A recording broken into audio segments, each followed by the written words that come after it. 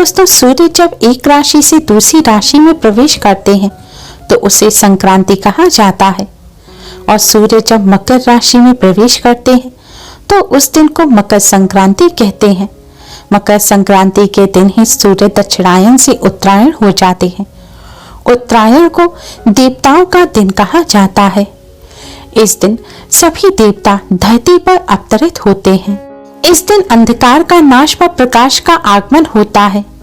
इस दिन पुण्य, दान, जप तथा धार्मिक अनुष्ठानों का अनन्य महत्व होता है।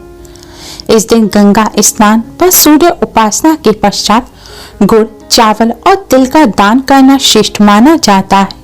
मकर संक्रांति का पर्व सूर्य देव को समर्पित होता है। इस दिन सूर्य देव का विशेष रूप से पूजन किया जाता है। आज के दिन सूर्य देव का पूजन करने से कष्टों से छुटकारा मिलता है।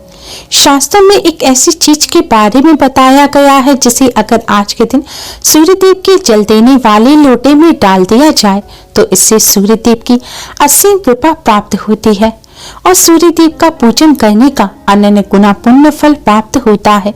सूर्य देव की कृपा से जीवन में चले आ रही से बड़ी समस्या दूर हो जाती है, कष्टों से छुटकारा मिलता है, सुख समृद्धि का जीवन में आगमन होता है, हर क्षेत्र में सफलता मिलती है। सूर्य देव की कृपा से मान सम्मान और उच्च पद की भी प्राप्ति होती है।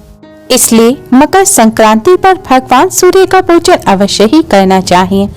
दोस्तों, इस बार मकर संक्रांति तिथि को लेकर कंफ्यूजन है कि मकर संक्रांति 14 जनवरी को है या 15 जनवरी को। जब सूर्य देव धनु राशि छोड़कर मकर राशि में प्रवेश करते हैं तब उस दिन मकर संक्रांति का पर्व मनाया जाता है। इस बार सूर्य देव 14 जनवरी की देर रात 2:54 पर मकर राशि में प्रवेश करेंगे। इसलिए 15 जनवरी सोमवार को मकर संक्रांति का पर्व मनाया जाएगा। मकर संक्रांति पर पुण्य काल में स्नान दान करने से उसका 1000 गुना अधिक पुण्य फल प्राप्त होता है। इस बार पुण्य काल 15 जनवरी की सुबह 7 बजे शुरू होगा जो कि शाम 5:36 तक रहेगा। मकर संक्रांति पर महापुण्य काल में अगर स्नान दान जब तब किया जाए तो उसका 1 लाख गुना अधिक पुण्य फल मिलता है। और इस बार महापुण्य काल 15 जनवरी की सुबह 7 बजे से शुरू होगा और सुबह 8:46 पर समाप्त होगा। इस बार कई वर्षों बाद मकर संक्रांति पर अद्भुत संयोग एक साथ बन रहे हैं। दोस्तों, वीडियो में आगे बढ़ने से पहले वीडियो को लाइक कर अपने फ्रेंड्स के साथ शेयर जरूर करें और सूर्य देव की कृपा प्राप्त करने के लिए कमेंट बॉक्स में जय सूर्य देव जरूर लिखें। अगर आपने हमारे चैनल को अभी तक सब्सक्राइब नहीं किया है तो यूजफुल वीडियोस के लिए चैनल को सब्सक्राइब कर बेल आइकन को भी जरूर दबाएं। दोस्तों, शास्त्रों के अनुसार मकर संक्रांति के दिन भगवान सूर्य का पूजन अवश्य ही करना चाहिए। इस दिन हो सके तो सूर्योदय से पहले उठकर स्नान करें। ऐसा करने से 10,000 गौदान का फल प्राप्त होता है। इस दिन किसी पवित्र नदी के जल से स्नान करें। अगर ना कर सके तो अपने घर पर ही स्नान के जल में किसी पवित्र नदी का जल मिलाकर उससे स्नान करें। स्नान करने के पश्चात सबसे पहले भगवान सूर्य का पूजन करें। भगवान सूर्य का पूजन करने के लिए आप एक तांबे का लोटा लें। अगर तांबे का लोटा या पात्र ना हो तो आप स्टील का भी ले सकते हैं, लेकिन ध्यान रखें प्लास्टिक या कांच के पात्र से आप भगवान सूर्य का पूजन ना करें। पात्र लेने के बाद इसमें शुद्ध जल भरें। घर में गंगा जल है तो इसमें थोड़ा सा गंगा जल भी डाल दें। अब इस जल में आप थोड़ा सा गुड़ डालें और जल में गुड़ को घोल दें और फिर इस जल में आपको थोड़े से काले तिल डालने हैं। शास्त्रों में बताया गया है कि मकर संक्रांति के दिन काले तिल और गुड़ से भगवान सूर्य का पूजन करें, क्योंकि एक बार सूर्य देव जब शनि देव के घर पहुंचे तब शनि देव ने काले तिल से सूर्य देव का पूजन किया। सूर्य देव शनि देव के पिता हैं। तब सूर्य देव ने प्रसन्न होकर शनि देव को मकर राशि दूसरा घर प्रदान किया और शनि देव को आशीर्वाद दिया कि जब भी मैं मकर राशि में प्रवेश करूंगा यानी कि तुम्हारे घर आऊंगा तब तुम्हारा घर धन धान्य से भर जाएगा। और मकर संक्रांति के दिन जो भी काले तिल और गुड़ से मेरा पूजन करेगा मैं उसके सभी कष्टों को दूर करूंगा। साथ ही हम दोनों की यानी कि सूर्य और शनि की कृपा प्राप्त होगी और शनि और सूर्य से जुड़े हुए कष्ट भी दूर हो जाएंगे। उस व्यक्ति को उच्च पद और मान सम्मान प्राप्त होगा। उसके घर में साल भर धन की कोई कमी नहीं रहेगी। तभी से मकर संक्रांति के दिन भगवान सूर्य का पूजन काले तिल और गुड़ से किया जाने लगा। दोस्तों, पात्र में काले तिल और गुड़ डालने के पश्चात अब आप इस जल से भगवान सूर्य का पूजन करें, यानी कि भगवान सूर्य को आप अर्घ्य दें। भगवान सूर्य को अर्घ्य देने के लिए सबसे पहले भगवान सूर्य की तरफ मुख करके खड़े हो जाएं। ध्यान रखें, आप चप्पल वगैरह पहनकर सूर्य देव का पूजन ना करें और महिलाओं को सिर ढककर सूर्य देव का पूजन करना चाहिए। सूर्य देव का पूजन करने के लिए जल के इस पात्र को आप अपने दोनों हाथों में अपने सिर से ऊपर उठाएं और भगवान सूर्य को अर्घ्य दें। आज के दिन भगवान सूर्य को 3 बार में अर्घ्य दिया जाता है, यानी कि थोड़ा सा जल चढ़ाएं, फिर 1-2 सेकंड के लिए रुकें, फिर जल चढ़ाएं, फिर रुकें और आखिर बार में आप पूरा जल अर्पित करें।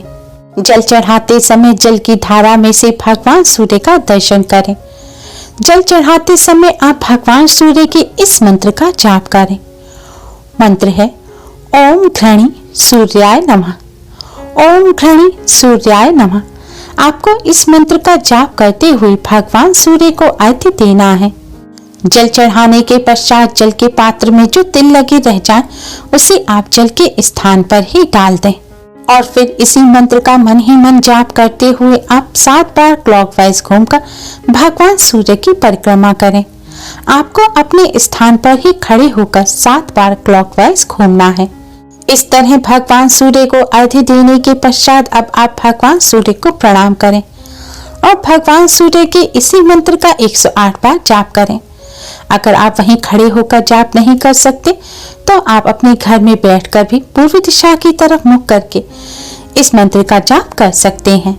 भगवान सूर्य को अर्घ्य देने के बाद आप भगवान सूर्य को प्रणाम करें। भगवान लक्ष्मी नारायण को प्रणाम कर शनिदेव को प्रणाम करें और कष्टों से छुटकारा दिलाने की प्रार्थना करें। दुर्भाग्य को सौभाग्य में बदलने की प्रार्थना करें और शनिदेव और सूर्य देव से जुड़े हुए कष्टों को दूर करने की भी प्रार्थना करें। जाने अनजाने में की गई सभी गलतियों की क्षमा मांगे। दोस्तों, सूर्य देव नवग्रहों के राजा हैं। सूर्य देव की कृपा जिसे प्राप्त हो जाती है उसके सभी ग्रह दोष दूर हो जाते हैं। सूर्य देव की कृपा के बिना कभी भी व्यक्ति को उच्च पद और मान सम्मान की प्राप्ति नहीं होती। इसलिए सुखी जीवन व्यतीत करने के लिए सूर्य देव की कृपा पाना अति आवश्यक है। शास्त्रों में पंचदेवों का पूजन अति आवश्यक बताया गया है। पंचदेवों में से एक है भगवान सूर्य। भगवान सूर्य साक्षात देव हैं, जो हमें साक्षात दर्शन देते हैं। इसलिए आज के दिन आप भगवान सूर्य का इस विधि से पूजन कर उनकी कृपा अवश्य ही प्राप्त करें। आज के दिन जिसे भगवान सूर्य की कृपा प्राप्त हो जाती है, पूरे साल भर उसके घर अन्न धन की कोई कमी नहीं रहती। भगवान के सूर्य के साथ ही शनिदेव भी प्रसन्न हो जाते हैं और शनिदेव से संबंधित दोषों से मुक्ति मिलती है। भगवान लक्ष्मी नारायण की भी कृपा प्राप्त होती है और कष्टों से छुटकारा मिलता है। घर में सुख समृद्धि आती है। दोस्तों, भगवान सूर्य का पूजन करते समय आपको कुछ बातों का विशेष ध्यान रखना चाहिए। आज के दिन हो सके तो सूर्य उदय के समय आप भगवान सूर्य का पूजन करें। अगर ऐसा ना कर सके तो आप पूरे दिन में किसी भी समय भगवान सूर्य का पूजन कर सकते हैं। लेकिन भगवान सूर्य का पूजन करने के लिए आप भगवान सूर्य की तरफ मुख करके ही भगवान सूर्य का पूजन करें।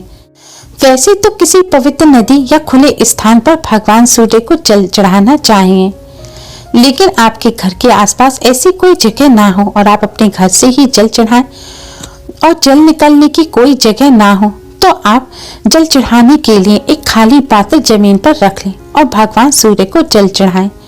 जल चढ़ाकर पूजन करने के पश्चात पात्र में जो जल है, इस जल को आप किसी साफ स्थान पर लगे हुए पेड़ पौधे की जड़ में डाल दें। इस जल को नाली वगैरह में ना फेंकें, इस बात का ध्यान रखें। सूर्य देव का पूजन करते समय काले या नीले रंग के वस्त्र ना पहने। दोस्तों, पद्म पुराण के अनुसार भगवान सूर्य को खाली पेट जल चढ़ाना चाहिए, यानी कि बिना कुछ खाए पिए आपको भगवान सूर्य को जल चढ़ाना चाहिए। उसके पश्चात ही आप भोजन ग्रहण करें। जो व्यक्ति भोजन करने के पश्चात भगवान सूर्य को जल देते हैं या फिर ऐसे ही भोजन ग्रहण कर लेते हैं, भगवान सूर्य का पूजन नहीं करते, उन्हें दोष लगता है। इसलिए इस बात का ध्यान रखें।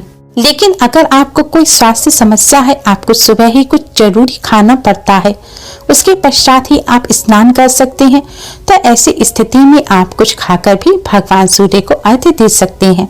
लेकिन अगर हो सके तो अन्न का सेवन ना करें। आप फल वगैरह कुछ खाकर या दूध पीकर फिर भगवान सूर्य का पूजन कर अन्न ग्रहण करें।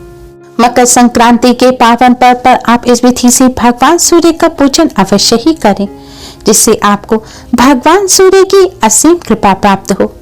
Thanks for watching.